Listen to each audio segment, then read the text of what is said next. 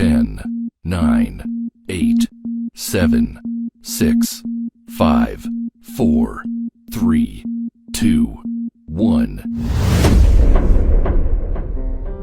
First of all, we were active this long. Yeah. Wow. And it was also, if you look at these other days there.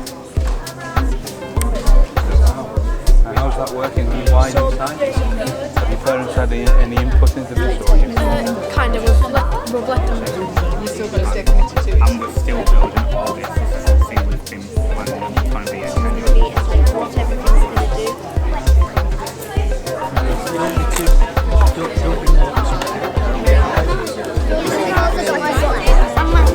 Whenever you press the button, see that place really. And how does it detect it in the first place?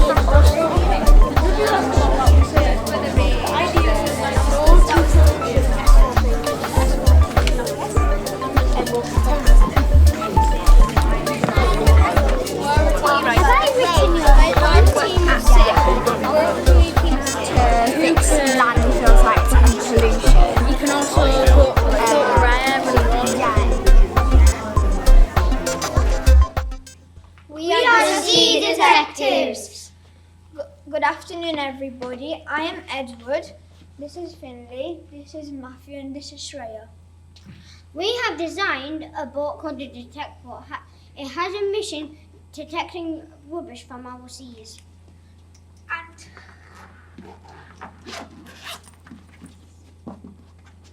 And this is our logo. And this is our design brief. How can we reduce waste, or can we use the waste to help others? The Detect Boat will be crush the waste, and then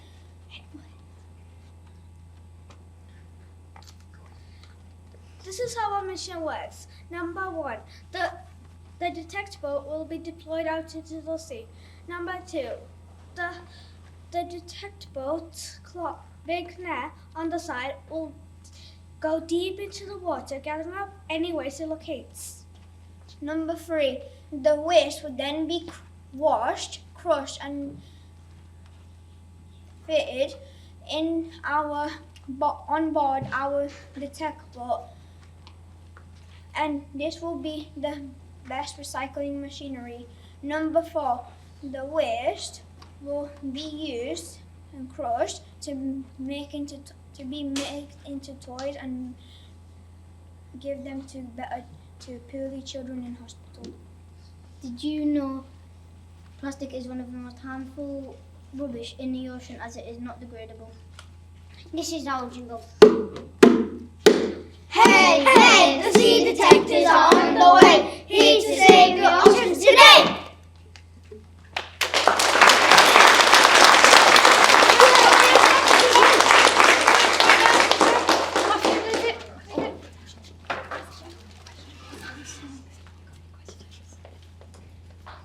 Thank you for listening. Do you have any questions?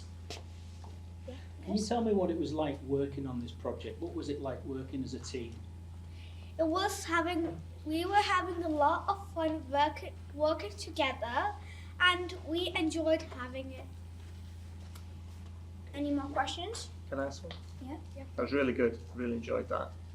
Where did the idea first come from? Was that?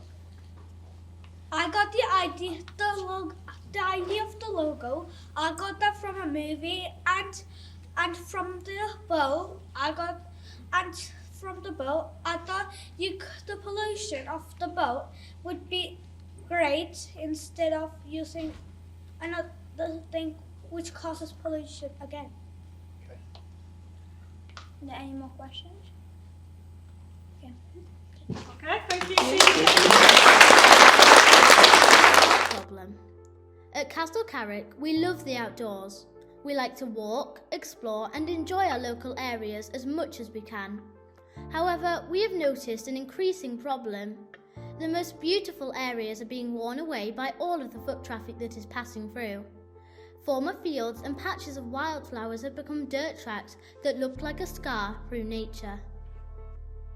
Our mission. We don't want to stop people from enjoying their local area, but we need to act before our trails become nothing but mud patches.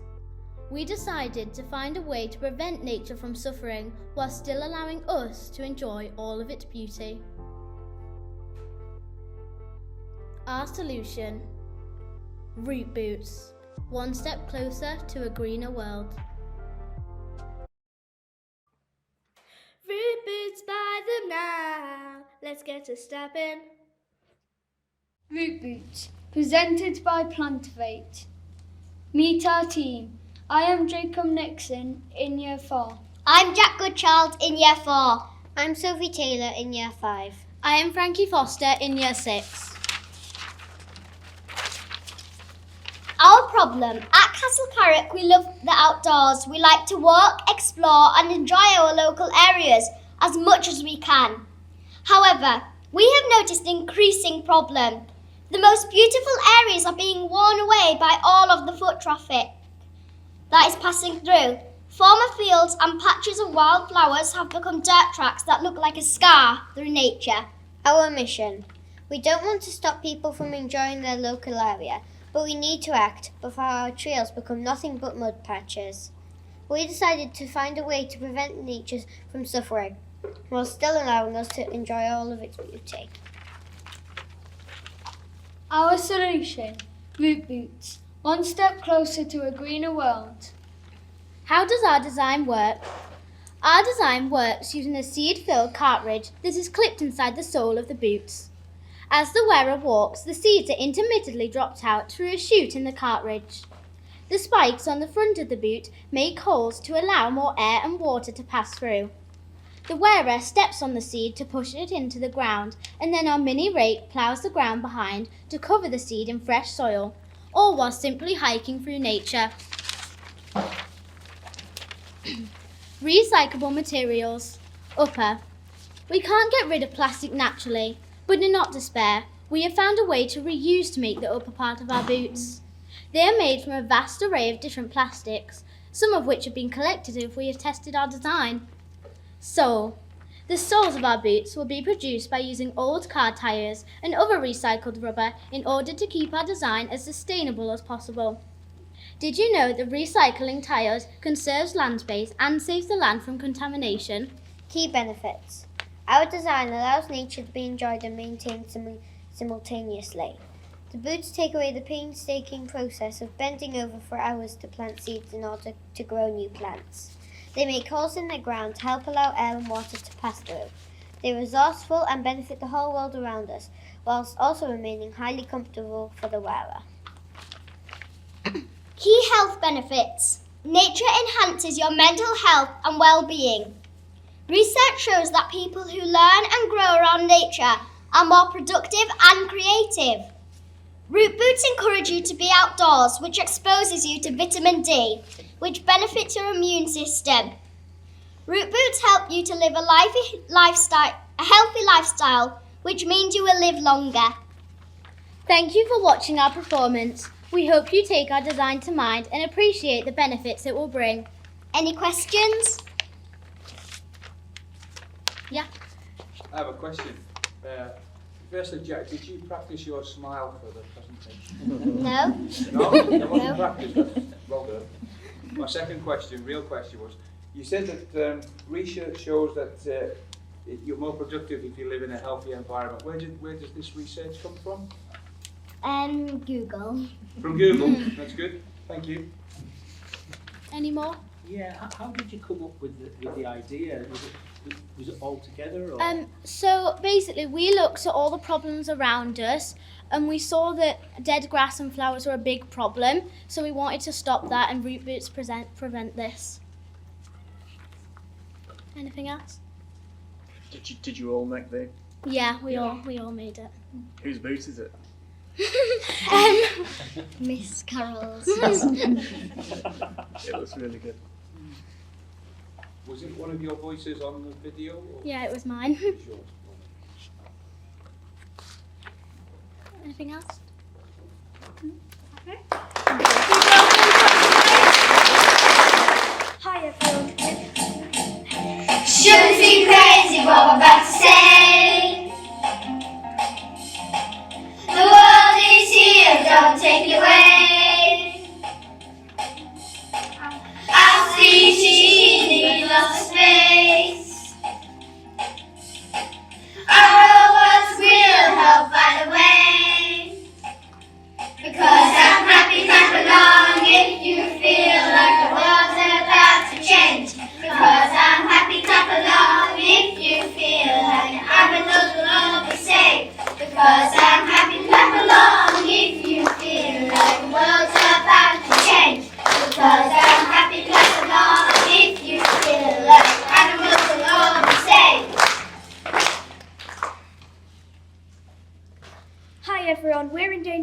robotics. Our team consists of 4 members, all with different roles. I'm Jasmine Tottenser and I'm the CEO. I'm Tiana McKay and I am the Creative Director. I'm Mason Buchanan and I'm the Marketing Manager. Hello, I'm Elias Mom and I'm the Eco Manager. And we are here today to present the Endanger Bot! Our invention will help tackle the problem of extinction and endangered animals. What does extinction mean? Extinction as a certain species of animal is wiped out and therefore no longer exists. The purpose of endangered robotics is to raise awareness and prevent any more animals becoming extinct. What animals are at risk of extinction? As of 2023, the most endangered animals are the following: the Javan rhino, the Amur leopard, the Sunda Island tiger, mountain gorillas, and the Tapanuli orangutan. The reasons of why they are becoming endangered varies. However, regardless of the reason, we must prevent any unnecessary endangered species. Why does extinction occur? There are multiple reasons that animals are endangered. Without drastic action, animals that are endangered will eventually become extinct. The reasons we'll be focusing on are illegal poaching, deforestation, predation, where one animal kills another for food. Meet EndangerBot, the solar-powered extinction-stopping robot. EndangerBot is the world-changing idea which will prevent unnecessary endangerment and extinction. This poster here will show you all the features of EndangerBot. Camera eyes. EndangerBot has a special feature in its eyes that can take photos. Now, I can hear you wondering, why does it need to be able to take photos? Well, illegal poachers are the reason. When somebody kills an animal, EndangerBot takes the photo, then sends it to the authorities. This means that the poacher can be found and dealt with. Solar panel. The solar panel is reasonably self-explanatory. To power our invention, we wanted something planet-friendly but still able to work. Henceforth, we decided on a solar panel. It would work just as a normal solar panel and would be connected to EndangerBot to power it and allow it to move freely throughout the area as it has been set to patrol. Endangered list. The endangered list is positioned in the centre of EndangerBot's stomach, and it's the key part of its design. This allows EndangerBot to access the list of endangered animals in the area of the breed population of the said animals. If the population decreases, it will send a signal to EndangerBot with the exact location of the deceased animal. From then on, it will identify what caused the animal to die and fund over food or illegal poachers or deforestation. This can be solved by one of the 3 abilities of an EndangerBot process. The seed dispenser helps make sure no future victims of deforestation die in the area. It does this by spreading seeds which will grow into trees, be possible home for animals. Food hatch. The food hatch is a solution to predation. Obviously, this is necessary for the animals to survive, but what is unnecessary is the possible extinction of one animal. In this case, the food hatch can drop food for the animal who needs to be fed, therefore stopping the quarrel. You might ask, but won't EndangerBot scare the animals rather than protect them? Camouflage. The final property of EndangerBot is the ability to camouflage. EndangerBot is able to blend into any given environment. This ensures that predators or poachers will not see the EndangerBot coming. It also ensures that animals will not be frightened, shocked or upset by the EndangerBot. This poster here shows you EndangerBot camouflaged in the wetland. This poster shows EndangerBot in this jungle or rainforest camouflage. This poster here shows EndangerBot's grassland camouflage. With the help of a teacher, we have set up a Twitter account and tweeted some key environmental figures. We have done this to spread awareness about our world-changing idea. Any questions? Thank you. I'd like to ask a question, please. Oh, okay. So, you've decided to hit social media with your idea. Can you tell me what responses you've had? We haven't had any responses yet, but when we get any, we'll take it into account and we will use it to make any improvements to our design.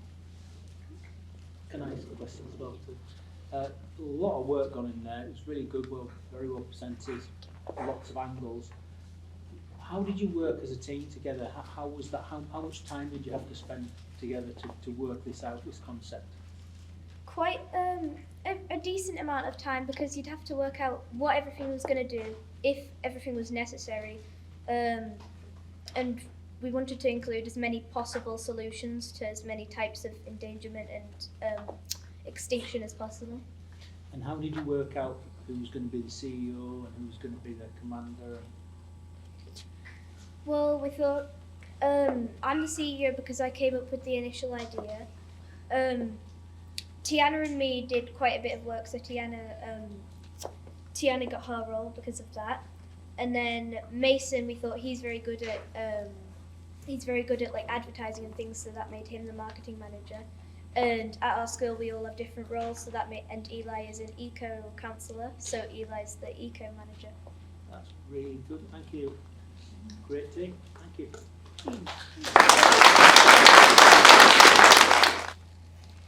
Our team name is LPS Fashion Friends. We have named this because we are all friends, creating our own fashion brands. My name is Harper. Imogen. Alex. Annie. Our product name is Eco Fashion. We choose this name because we must agree with our outfits. And super fashionable. And they are made from a range of recycled materials. What more could you want? At Longtown Primary School, we have been learning about how waste affects our environment. Did you know not recycling plastic causes harm to our oceans, fishes, wildlife and plants? Every year, 8 million tonnes of waste gets into our oceans. That is the same as 8 million humpback whales. To stop this happening, we have come up with a plan to design our very own fashion line.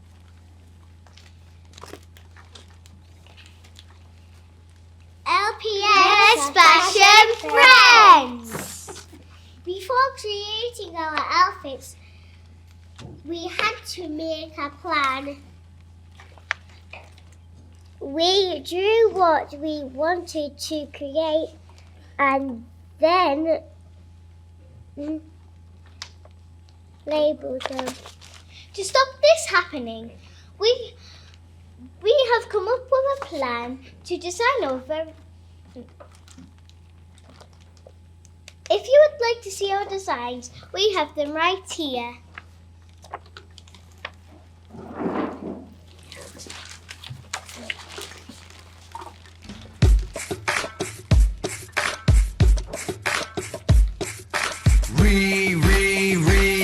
Recycle every day. Just a little goes a long way. Recycle every day. Just a little goes a long way. Recycle paper, cardboard, glass. Recycle plastic, bottles, aluminum cans. Recycle newspapers and magazines. You can do it. Recycle every day. Recycle every day. Just a little goes a long way. Recycle every day. Just a little goes a long way. Recycle paper, cardboard, glass. Recycle plastic, bottles, aluminum cans. Recycle newspapers and magazines. You can do it. Recycle every day. Recycle every day. Just a little goes a long way. Recycle every day. Just a little goes a long way. If you like the video, be sure to give it a thumbs up and leave me.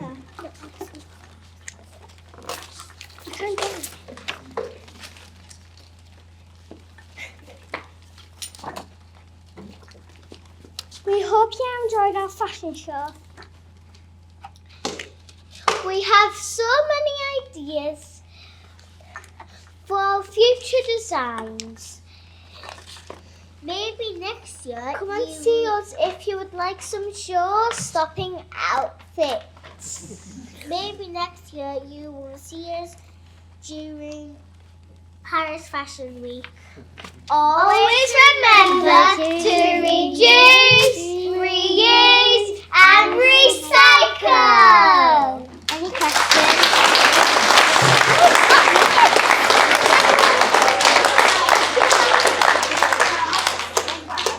Any questions? Can I ask a question? Yes. Thank you. I love the outfits. You've obviously spent a lot of time working on them. Did you come up with the ideas individually or as a team? As a team. Yeah. And did you all work on each one? Yes. Yeah. And are you really all friends? Yeah. No, definitely not. Yeah, really. Thank you. Can I ask you a question? Were any of the materials you've been using here, were any of them more difficult to work with? Well, the difficult is when it was the cardboard and cans, because the cans weren't good at sticking, and usually the cardboard has cutting out. Right, yeah, so you found out what was more difficult to work with. Did you change things as you went along? Yeah. Yes. Yeah. We did. Yeah. Any more questions? Annie, I have problems with my ears, but I heard you go past. It was really loud. How did you make the cans so loud? Because they were really tricky, because they're made of metal. Right, thank you. Maybe they're not, Imogen. Stop it, Annie. Question. Yes. Yes. Have you got any designs for boys? No. Do you think you could make some for boys? No. Yeah. I think so.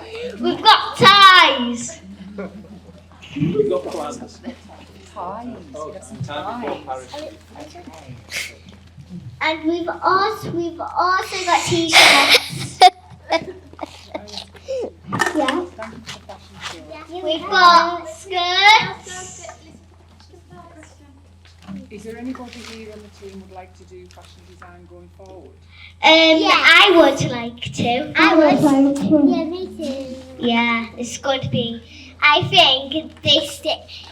think this final is going to be great from all of you, and you judges. I better have you've all got lots of points on already. Right, thank you, Monza. Thank you. Thank you. The solution to pollution is the S4P. Time to make a change, yeah, you will see. It separates rubbish from the land and sea. Let's save the world with the S4P. Hello and welcome to our pitch today. We are Team Clean and we are here to introduce our world-changing invention, the solution for pollution, otherwise known as the S4P. I will now hand you over to my colleague Alyssa to explain a little more. Thank you, Scarlett. My name is Alicia and I will tell you a little bit about what inspired us to create the S4P. The UK creates 26 million tonnes of waste per year. 14 million of these tonnes end up on landfill sites. The amount of rubbish sent to landfill sites annually is equivalent in weight to burying over 100,000 adult blue whales. Unbelievable, I know. Holly, tell us more. Landfill sites are partially responsible for global warming as they generate and release biogas into the atmosphere. Climate change affects us all and we need to act together. So as a team we put our heads together to generate ideas to create a solution to help fight this. We came up with the S4P. This is a robot made from recycled materials that collects discarded rubbish from landfill sites. The used materials will then be used to create more models of the S4P to increase ground cover. Over to you, Archie. In addition to this, excess materials collected will be recycled and made into useful items such as toys, sunglasses and skateboards, along with many more things, making this a sustainable invention. We will initially roll out the business in the UK, but once there are enough robots created, we intend to deploy them worldwide. So with the help of the S4P, let's make climate change for the better. Thank you for listening today. Does anyone have any questions? I have a question. Okay. Is it answered? Okay. Worldwide deployment. How will you go about deploying worldwide? Well, we'd probably try to get in contact with the countries and ship them over by maybe boat or plane. Okay, thank you. I have a question. Great presentation, thank you. I'm interested to know, when working as a team, you said that you started brainstorming. How many ideas did you come up with before you came up with the S4P? We started with 6 of us, so 6, and then we combined them all. So six different ideas that ended up Combined. creating a single product. So the facts that you included at the beginning there about obviously the waste and the landfill, had that been learning that you'd already sort of been doing and then that informed your idea? Or did you have your idea and then you've actually researched and got all the facts together to kind of inform your project? Researched. Mm-hmm.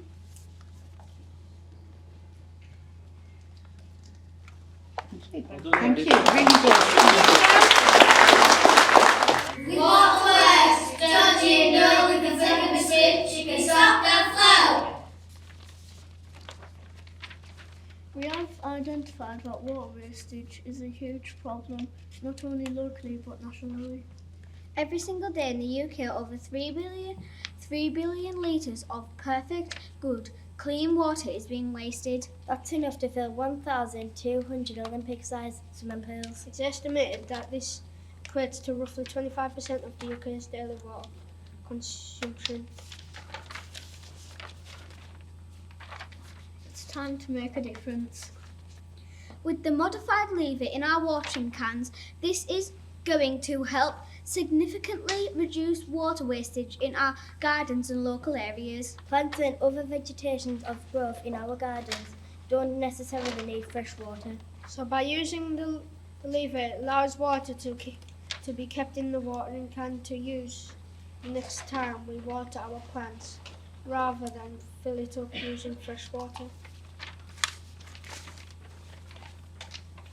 After agreeing as a team on our model idea, we had to list the equipment needed. Ollie and Dion were the mechanics behind designing on what equipment we would need for our model. Most importantly, what materials would be durable. Louise and I were head of design. We made the boys' great ideas come to life. Finally, we could see all our ideas come together in front of us. It was time to begin production. We worked so hard as a team, creating our prototype to show to the rest of our school. Our first bump we faced was how we were going to get the water out. With help from our teachers, we cut holes in our bottles to do our first test. The first test was a success. It was time to create another prototype to try and eliminate any further obstacles.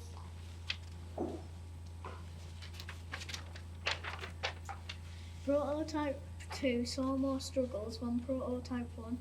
We think it's because of using a new body for the watering can. It changed the way the lever was going to be fitted onto the can. One of the main struggles with the lever was the pulling. How were we going to get the stop valve to stick after removing? This was the most important feature. We came together as a team to gather ideas and decide it was going to work best to have a two-way string pull. This was the only way with the materials we had to ensure our main aim was going to be met. Thank you all for taking the time to watch our ideas and designs come to life. We hope we can continue this project in the future to make a small change, have a big impact on the environment. Now, does anyone have any questions? Hi, Hi, great presentation. I love the level of detail there, particularly around the testing of your product. I thought that was excellent. Tried and tested methods. Can I ask, when you came up with problems, working as a team, everybody often has different ideas. What do you think the answer to good communication and teamwork is? We all thought that water wastage was a massive problem for the environment. So we all thought that we should do a product on water wastage and how to help water wastage. Can I ask a question? when you had problems in your production and it didn't work like the first time, and then you had more problems the second time, did you ever think like, can't be bothered, not going to do it? No? You were determined to get it solved? Good effort. It's really good. Thank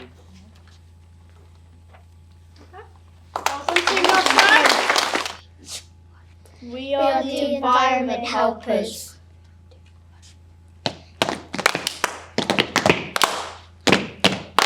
Dave the drone, Bob the bin. We will fight until we win. Litter picking is what we do. Let's make something clean for you. Dave's crawl goes to the floor. Bob's spin fits it in.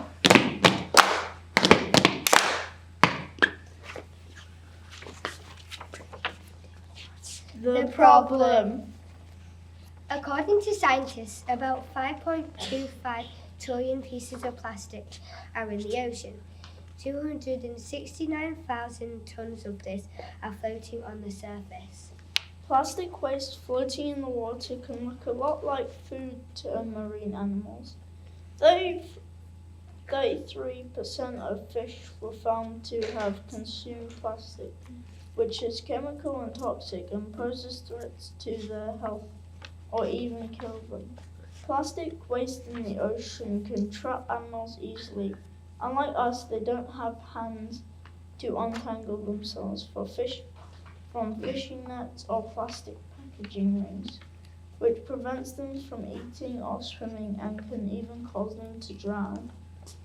Our solution. Our world-changing innovative machine is uniquely designed to save the seas and oceans of the world. Inspired by Henry de Hoover, Dave the Drone and Bob the Bin is the first of many. How does it work? Bob the Bin and Dave the Drone are solar powered. Dave the Drone flies off to the beach and picks up litter. Dave then flies back to Bob and the bin and puts the rubbish in.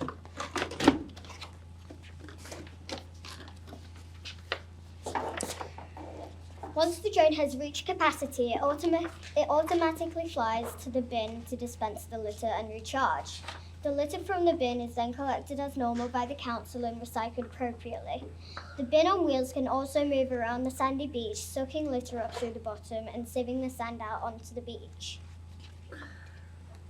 Impact. Cleaner beaches will attract more tourists to the area.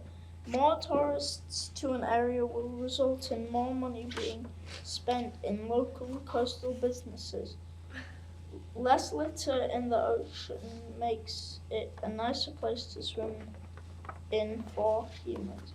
It also makes the homes of many fish safer. Fish and other marine life are less likely to eat harmful plastics. Less fish will die, meaning more fish are able to populate. Large populations of fish mean fishermen can catch more fish for human consumption. Thank you for listening. Does anyone have any questions? Yeah. Who came up with the musical song? All of us. All of us. We all work together. All work together. And who's the musician? All of us. All of us again. Yeah. Thank you. How long did you have to practice the song? I think it was like a morning. It took A morning and like a little bit of an afternoon. Yeah, more than A little bit of an a afternoon. quarter of an afternoon. And how did you come up with the concept design? It was like a mixed design. Yeah, we had two good ideas, and we decided We merged couldn't them decide- together. Yeah, we couldn't decide which one to pick, so We merged them together. Yeah. And Dave the drone and Bob the bin. Is there any more questions? Just wonder where those names came from. Huh? I really like the They're names. inspired by Henry. We had a class Inspired by Henry the Hoover and Hetty the Hoover. Yeah, we had a class vote.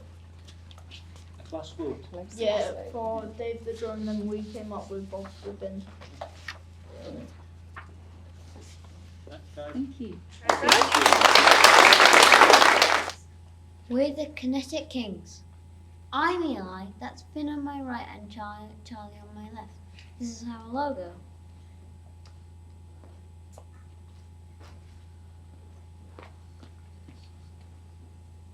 Welcome to our latest project, the Great Green Kinetic Spinner.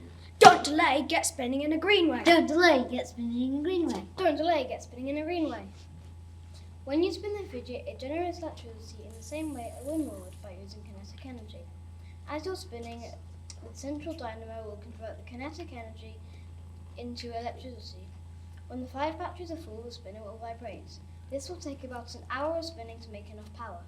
Then you plug the spinner into the battery to charge it up as shown. The portable battery, which will have been filled with electricity by the spinner, will then have enough power to fully charge 2 mobile phones. It's simple but effective. Our spinners will hopefully reduce the amount of unrenewable energy we use every day, such as oil, coal and gas. They will help you and the environment in 6 ways. These are less unrenewables used, reduces carbon emissions, Small, compact and easy to carry. It's fun and cool. saves money on electricity bills, and it can happen anywhere. What could be better? As you can see, our spinners are going to be a huge success. Children could bring them to school and set challenges with their peers. You could bring our portable battery to festivals, parties and campsites to charge phones, hair accessories and cooking equipment. Thank you for listening, and don't forget to get spinning in a green way. Don't forget to get spinning in a green way. Don't forget to get spinning in a green way. Are there any questions? Yeah. I have a question. Finn, you said it would charge 2 mobile phones. Have you checked, is it Apple, Samsung or any phones? Or because I have difficulty charging my Apple, but my wife has a Samsung and the battery never runs out. Did you test different phones? No, we didn't, but that we in the future we might make different batteries for different phones, different portable batteries for different phones. I've got a question. So how much do you think you'd have to sell those spinners for? Well, at first when you launched them, it'd be about £5, but if they became really popular, you could bring them down a bit so more people could afford them and more people could Did you use them and things. So when you were doing your project, did you ask people in school whether they would buy one? We didn't, but lots of people liked the idea, and lots of people thought that it would do well because it's a fidget spinner and lots of kids like playing with fidget spinners. They do. Thank you. Hiya, great presentation. Can I ask how you dealt with the problem at the very beginning, finding out that the board wouldn't fit in Mrs. Carr? Well, we were going to put it on their knees, but then they couldn't see a thing, and then we put it on my knees in the front, but we couldn't close the door, and then So you created this since you got here, or did you have that as a Yeah, we had the poster before, but Yeah. we used to be called the Hydro Hijax, which is why on there it says Hydro Hijax on our poster. And so we had to work from the assembly on last Monday to change it and redo everything. So do you think sometimes finding that you come across problems is actually a good thing? Yeah, because then it gives you a deadline and it makes you want to work more and work quicker. Did you all buy into the new name? Yeah. He wasn't here when Did he conform? Well done, guys. Thank you. Hello, we are the tree planters. My name is Ada. My name's Ellie. My name's Roman. My name's Ethan. We have created the Spreadathon, an innovative idea that helps to restore trees and habitats to their former glory for generations to come. Let's restore the lungs of planet Earth. Did you know about 70% of the savanna rainforest has been destroyed over the past 50 years? And losses have recently been on the rise. We think we have found a solution.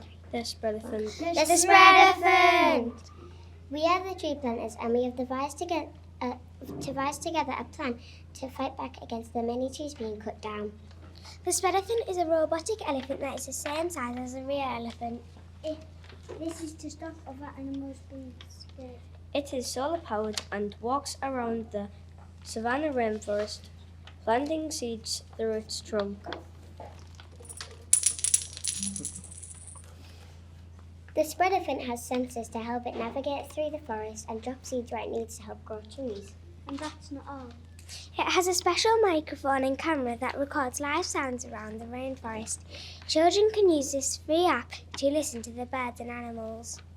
1, 2, 3. I can plant all the trees, write my name in the leaves, talk to all the birds where I was, saving the world with ease. If anyone has any questions, we will be happy to answer.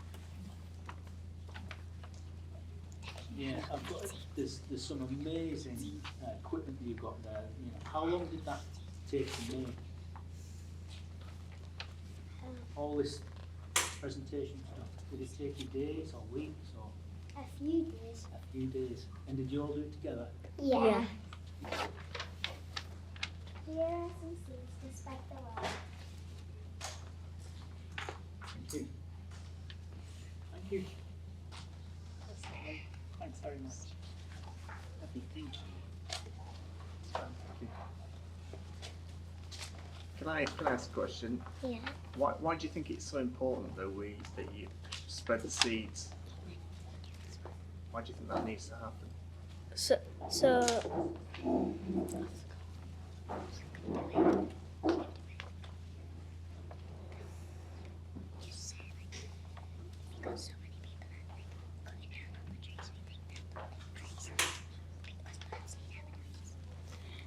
Because people are cutting down trees and animals need habitats. Yeah, it's really true, isn't it? It's great work. Who painted the elephants is that one Elephants. and the rest of the class, or just you four? Just us. Did you mean to make the smiley eyes? Is that deliberate? You're smiling to me. Okay, thank you. Thank you, guys. Hi, my name is Ethan, and with me are Imogen, Nathan, and Evie. Together, we are Forest Ninjas. At the Whitehaven Academy, we are acutely aware of the dangers facing our environment.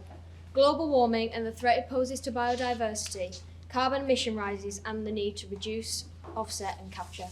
Soil degradation due to over-farming and intensive agricultural practices, deforestation rising globally with acres of forest removed daily in the Amazon alone. Overdevelopment of greenfield sites under current government plans and the recognition that current global government policies will fail to reach net zero and limit global temperature rises to 1.5 degrees. Our plans focus on limiting these factors by improving biodiversity across school grounds and offsetting our carbon emissions whilst working towards net zero. With our plans, we will improve soil quality and reduce our impact on local flora, fauna and fungi, and increase our local woodland population. Additionally, our plan will assist in preventing the overdevelopment of local greenfield sites and improve connections with our local community. An evidence-informed approach that shows engaging with nature improves awareness about our impact on the environment. So, what is our project? The Whitehaven Academy Community Woodland Project. The information you're about to be shown is a result of months of consultation and research and a significant consideration given to student voice, with all proposals aimed at making the Whitehaven Academy a more sustainable, greener location. The site has been split into 10 areas as shown on this planting map. The first location is the amenity section. Currently, our school entrance has exposed brick walls with barbed wire on top and a former school demolition site yet to be developed. Instead, the proposal is to plant multiple varieties of trees and wildflowers along the entrance boundary to improve its visual aesthetic and make the one-way system a more inviting carriageway. As part of our work with Sellafield and the Leadership for Change group, we propose the construction of a school allotment in the form of the hanging gardens of Whitehaven. 3 15-metre long vertical tunnels with raised beds at their base would be spaced equally in the grounds of the old bungalow, made from recycled and reclaimed materials, with a variety of fruits and vegetables planted in them and the raised beds. We also have plans to expand this with outdoor learning to accommodate 3 polytunnels for year-round growing and compost bins to make better use of our food waste. The third area is new woodland. This area will be additional woodland added to the northern border of the school boundary, increasing biodiversity and privacy whilst helping to lower our overall carbon footprint. Section 4 is a bushcraft area. Within this area, we would continue to develop and expand the capabilities of outdoor learning, either with bushcraft shelters or a semi-permanent teepee, allowing for all-weather use of the area. In our attempts to increase biodiversity and improve the condition of our soils and local wildlife, the Community Forest Project would include an area dedicated to rewilding the Cumbrian savannah. Deer and rabbit-proof fencing would need to be added to the boundary for several years to ensure the rebalance of the ecosystem dynamic. During this time, and to make this concept more appealing, we suggest a rustic Jurassic Park-style entrance as pictured here. Additionally, this area would allow for a long-term habitat study by setting long-term survey points for a vegetation and wildlife transect survey. Section 6 is the wet woodland and pond area. Building a pond here creates an area for natural water drainage, a major benefit to the rewilding process, whilst also increasing plant and insect diversity, particularly pollinators and apex hunters such as dragonflies. We would cover the hillock by the road towards the rear of the schoolyard for privacy and noise reduction from the road, whilst also creating shade during the summer months for students out on break or lunch. Section 8 is the amphitheatre. There are 2 sinks opposite each other, one viewing Ennerdale Valley, the other viewing the school. Stepped sleeper beds with chamomile grass would be dug into place for people to sit on, with shade provided by trees around it. The rest of the land would be made from hardy grass circles. Would have grass, clover, buttercups and daisies, and would be where students could sit at social times. The areas around it would be various wildflowers and scrub, with grass pathways through for people to walk across without destroying the wildlife generated by the meadows. Not far from the amphitheatres is the fruit orchard. A variety of fruit trees will be planted throughout this area to hide the car park, but also provide fruit for the kitchens or food technology. Finally, the rain garden and football round. In this area there is another sink with a circular round bank large enough to play football on. Having listened to student surveys, the proposal includes trees placed at equal distance apart to act as goalposts for games of football at social times. Grass, clover, buttercups and daisies will be planted in the centre to run on, but provide hardy resistance to wear and tear. The bank around will be planted with chamomile lawn for people to sit on and watch, whilst also reflecting footballs back into the circle, rather than the car park or the orchard. Surrounding this would be a combination of sensory and rain gardens with grass pathways between sections to allow for people to walk and sit. Plants in this area would include thyme, rosemary, lavender, yellow flag iris, purple loosestrife and meadowsweet. So how are we funding this? Our work with the Leadership for Change group has awarded us £1,750 for our Hanging Gardens project, and teachers throughout the school are constantly applying for more funding. In 1 week, we'll be attending the Kendal Youth Climate Summit to begin our rewilding training at workshops led there whilst Cumbria Woodland continue to apply for funding in support of this project.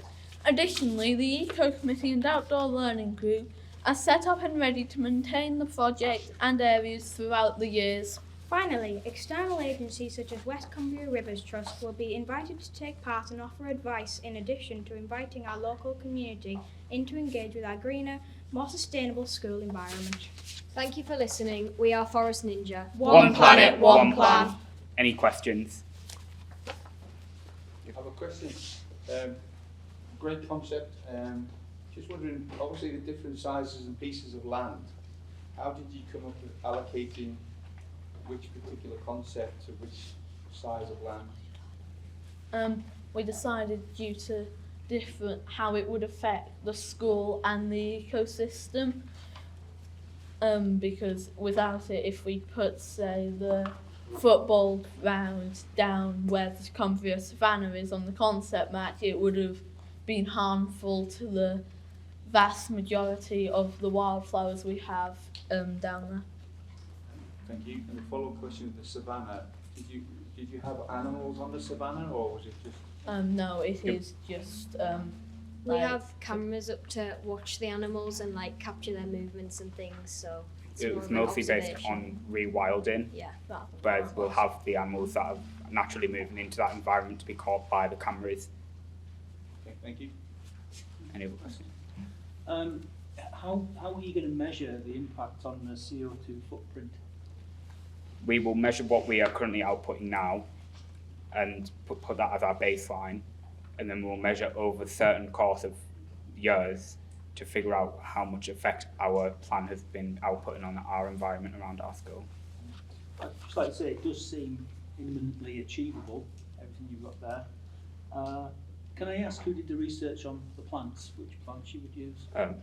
That was we helped, like obviously all of the Eco Committee did help, but then it was also like Mr. Gibson, the head of Eco Committee at Whitehaven, was a very big factor in the ideas, how we were going to do it, and he has an excessive knowledge of plants, so he knows which ones are best for diversity and the situation we have around our school. One more as well. No, I don't want to hog no, it. no, Yeah, you- please go. It was just the amount of time that it took you guys to put this together, So working together. originally when we started working with Sellafield, we started that in September till February. That was our hang gardens bit. But then we've worked with forestry commissions and we've worked with loads of outside organisations. So you collaborated with lots of outside. Yep. Yeah. And How that's did you took go us. about finding out about the other organisations and partnerships? They contacted us because they wanted to help us rewild our new school grounds, and we said we were interested in helping, so we got drop-down days with the year 7s and year 9s helping out, and then we've also had Eco Committee coming in, collaborating all them ideas and completing the plan you have there. Yeah, stunning presentation. I think you should be really proud of yourselves. It's certainly not out of place in any time of like council projects I've been involved with, so I think you really should be really proud of yourselves. I think for me, you mentioned funding. What do you see as the biggest restriction for moving forward with this project? I would say the biggest restriction is with the wildlife we have around our school area. It might be difficult to get planning permission to move to adhere to the plans, or if something like, I would say we do have some quite rare wildflowers down there, so we might have to build around that, which might be the most difficult part of it. And the last question, I touched on it when I met you at the table before, is that you will all be moving on at some point. What are you doing to bring people up behind you to carry on, to carry the We have the outdoor learning scheme that is presented with our creative curriculum, which is offered to year 8s and year 9s over a course of pick 3 subjects. One of them is outdoor learning that will help them look after the stuff we worked on. And we also have assemblies that promote the Eco Committee and show them what work we have done and what work can be done. Thank you. Can I just ask one final question? I love the fact that you've got so many different elements to your plan, and you've obviously thought about the whole of the grounds and not just like focusing on one thing. So I just wonder, is there one part of the plan that is more important than any of the others? And also, I think you said you've got some funding for the hanging gardens. Love the name, by the way. That must be really exciting to actually know that some of it's going to come together. It's actually going to happen. So our first main plan was the hanging gardens, because that's what we did to work with Sellafield. So we do really want to get that out of the way first, so we can focus on the bigger picture, which is the rewilding of the Cumbrian Savannah area that we've designated and the rewilding of our grounds in general. And it's not particularly about, well, it's not about what's the most important to us, it's what's the most important to the ecosystem that we have around our school grounds. Thank you. That's great.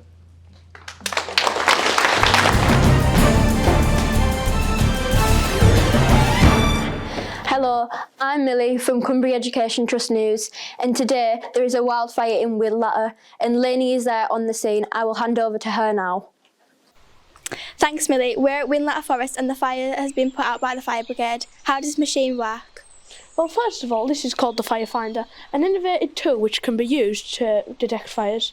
This is a heat detector and this is a smoke detector. What they do is that can detect the fire from a medium range. Okay, so this is a button, right? So when you break this glass case, you can press it and it'll send wavelengths to the closest fire department. And this is the camera, what the fire department can look through to see how big the fire is. Thanks, back to the studio. Thank you, Lainey. This wonderful invention from Working Academy will definitely save the day. Hello, we're the Inquirers. Next to me is Millie, then Jordan. Unfortunately, Lainey could not be with us today as we have sent her to Canada to investigate the fires going on there. However, we have come to talk to you about our product, the Firefinder. The Firefinder is a unique development in technology and is designed to help support fire teams all over the world. We chose this name because it is linked to the fire which we are trying to solve, and the name catches people's eyes. Also, we chose red and orange because they are the colours of fires. We chose this product because the occurrence of wildfires is way too common now and it is detrimental to the world. We aim to do this by introducing it to the British government and placing areas such as Lake and Peak District. Wildfires happen because of disposable barbecues, arson, dryness, lit cigarettes, sparks, not putting fires out properly, campfires and high temperatures. By September, we aim to have sold 10 boxes to the British government, and by the end of 2023, over 100. By 2025, major countries such as Canada, USA, Algeria and Israel, which suffer major wildfires, should have these products too. This is important because in 2022, 20,362 hectares of forest were burned. And in Europe 2022, 1,350,591 hectares of land were burned. We have worked out that the Firefinder should be approximately £2,500 to make. Wildfires can destroy habitats that will have to move to a different habitat, and it will take years to settle into a new environment. The cost of damages can total up to about $1 billion per wildfire. This can hurt the government's bank account. Wildfires bring utter devastation to habitats and species in many areas, which massively affect their population. Our plants and vegetation are dying because of wildfires. Because of the smoke, gives out CO2 and destroys plantation. Also, it can cause deaths due to the starvation. Species population are decreasing as they are being incinerated and suffocating due to these wildfires.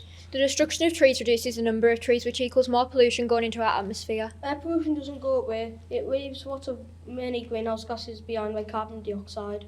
CO2 and carbon monoxide are emitted every wildfire. These are two leading causes in childhood asthma. Trees are a big part of photosynthesis, so without trees we wouldn't be able to live. Due to wildfires, people can lose their homes and family, pets and so much more because of this. Imagine losing your home, having nothing to go back to. Imagine losing your family pictures, your memories of your family. Imagine losing your grandparents or parents because you were too late. Air pollution travels. It does not only stay in the country that it originates from, as you can see in this map of Canada. Our Firefinder is made out of recyclable materials which are best suited to save the environment. When you press this button, it will signal the fire department and send a loud alarm to alert people.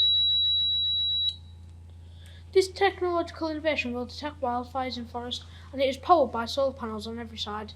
And there's a battery in the middle, and that sends like all the energy to all the features of it.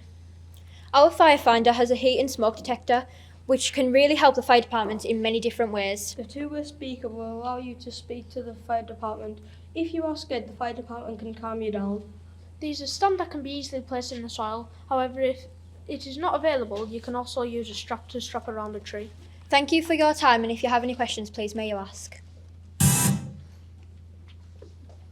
Yeah. Alec, question. So in forests, obviously there are thousands of acres. How many firefinders would you need per So 50 acres? we've planned that we will put one every 2 acre, and we worked this out because an acre is 26,000 feet. And how are they powered? Sorry. By solar panels. Can I ask a question of cost? How much did it cost to build a firefinder? It would cost approximately like £2,500 to make. So that one there cost you £2,500 to make it? This is just a prototype, so it would. This isn't 2,500, but an actual like version of it would be 2,500. However, it may cost that much. It would help the government a lot more. As you can see, it can cost up to £1 billion per wildfire.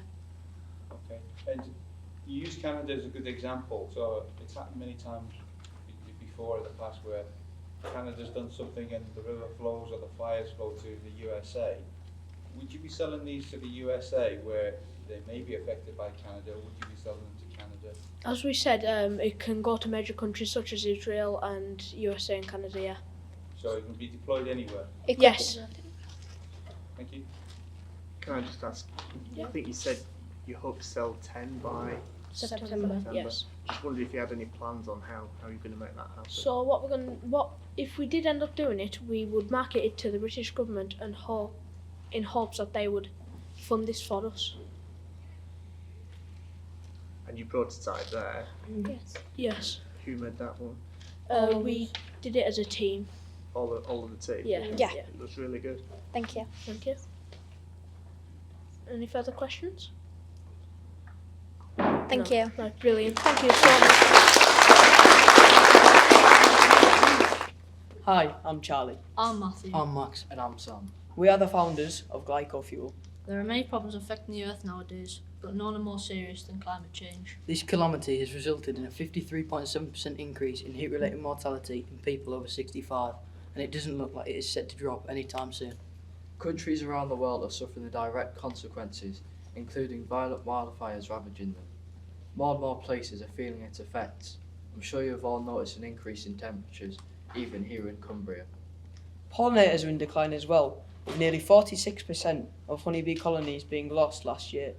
This has resulted in a massive fall in biodiversity in plants and other vegetational crops that bees usually pollinate. Our reliance on fossil fuels is a worrying factor as well. As of 2021, the UK was 78.3% reliant on fossil fuels. As fossil fuels are the leading cause in climate change, this is concerning. Despite recent efforts to invest in sustainable energy, we are still falling short. The final issue that we want to mention is seagrass decline. Seagrass is one of the most diverse and valuable habitats we have, being responsible for 10% of the ocean's carbon storage, despite covering just 0.1% of the ocean. It is taking a heavy hit from climate change and poor fishing methods, as seas become warmer, more acidic, and bottom trawling destroys habitats. Our product is a new revolutionary type of power plant which converts water and carbon dioxide into glucose. We call it AGPG, or Artificial Glycogenic Power Generation. We aim to convert over 1 gigaton of CO2 annually between 20 power plants on 10 sites per country with a range of 81 countries. We can then use the glucose to create electricity using a biobattery. Furthermore, we can sell a portion of the glucose to another company to manufacture inverted sugar syrup. This syrup can be given to bees to increase their numbers and their pollinating activity. Our facility works by taking in CO2 from a sealable roof hatch using seagrass grown from an on-site sea farm and pure H2O from our on-site reservoir. Our power plants will be made from a multitude of adept materials. The outside will be made from recycled aggregate, as this is environmentally friendly and structurally sound. We would use plant-based polyurethane as an insulator to retain heat during the reaction. The inside would be made from polyether ether ketone, as this is a waterproof, recycled, heat-resistant, non-toxic material.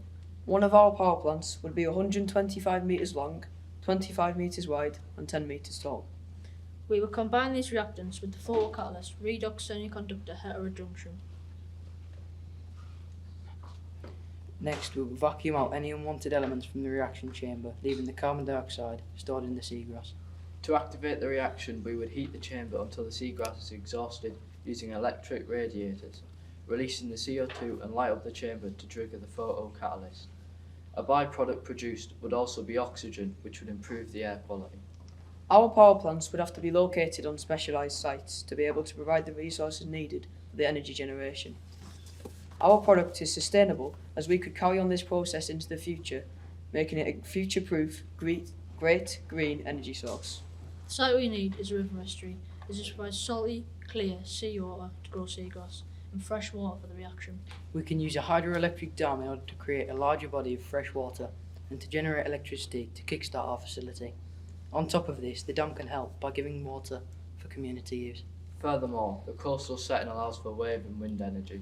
A maintenance road would run between the seagrass farm and the power plants so that electric, eco-friendly vehicles can transport the seagrass, which would be grown and stored in mesh crates made from SNW netting. We would designate a wild space to each site. This would include a lush, biodiverse woodland with a clearing for our on-site beehives, which would supply with the aforementioned inverted sugar syrup. Also in this space would be a marshland sanctuary for any coastal and wetland birds, and a wildflower meadow for our on-site bees to pollinate. Our site would be a haven for wildlife and a gem of green energy, making it the perfect site for educational school trips, so we can inform the next generation about this revolutionary technology. In order to generate electricity, we would need to employ the use of biobatteries. These biobatteries work by breaking down the glucose with an enzyme, generating electrons which could be sent off to power homes. Thank you for listening. We've been Glycofield. We also have a few of the prototypes of these products. They were printed for me. We'll now open the floor to any questions. Question. Again, great concept. But how does it get into the distribution network or the power network? I'm not sure if I'm joining the dots. How would you get the power generated? Is that to serve homes and schools, or is it to serve industry? Who's it to serve? So we take the glucose made by the reaction, put it into a thing called a biobattery, which has been made by Sony. It's not commercially available yet, but we would plan on making it commercially available. And it uses an enzyme to create energy inside, and it could be available to anyone really. Okay, so you buy the battery pack, as it were, made from the enzyme, and you can use that in homes and in schools and everywhere. There's no need for it to be piped or channeled anywhere. You buy it and you bring it home. Is that the idea? Electricity could be sent off from the power plant just via government infrastructure, with pylons, things like that.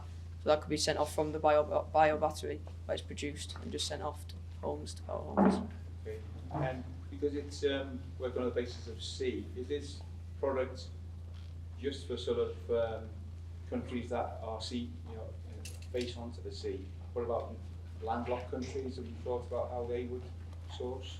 Our site would work best in terms of being on a river estuary, because obviously you have the access to salty water to grow your seagrass and the fresh water. So it's that mixture of both, so the fresh water for the reaction. But you could, actually I'm not sure about, anyone want to comment anything? You could maybe get the electricity from the countries with the rivers and take it over to other countries, supplying them with electricity as well. Final question from me, sorry. That's is there any impact on the wildlife on the seabed by extraction?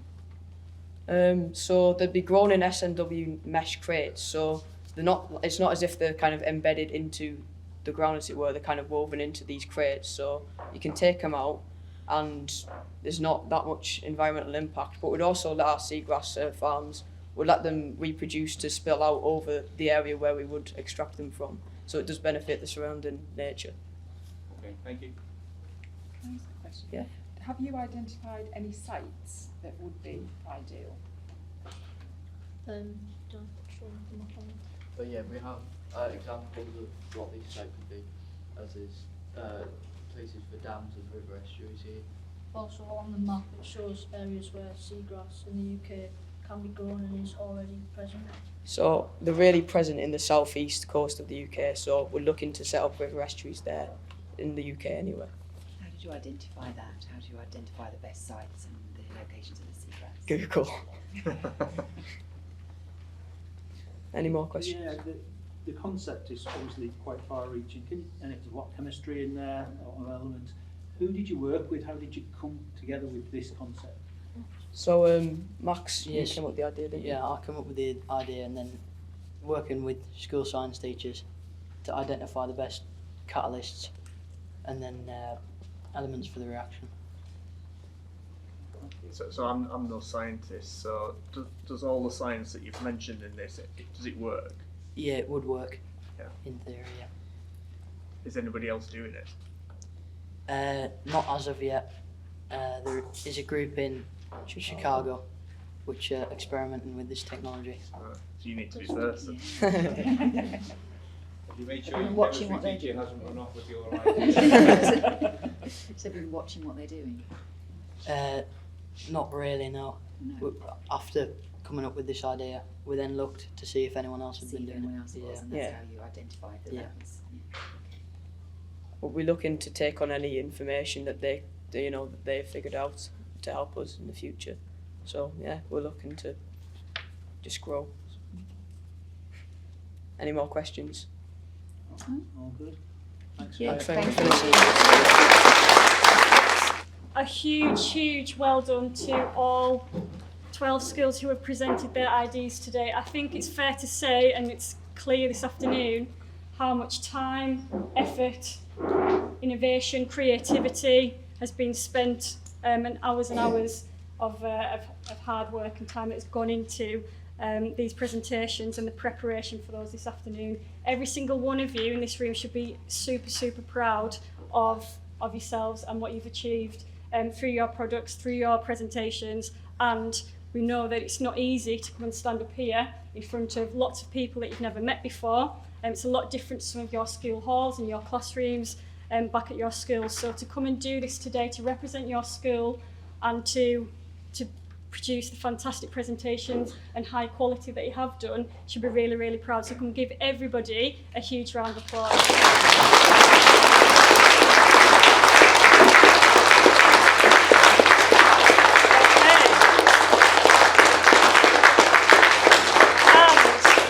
It feels really good because I wasn't really expecting that we would actually win. I did have faith though. Nervous. I felt like I had a snake trying to ride out of my mouth. Feels like everything. I think it is. I'll keep it on my lap. I don't think I should put it in the back. It'll toss. It will go everywhere.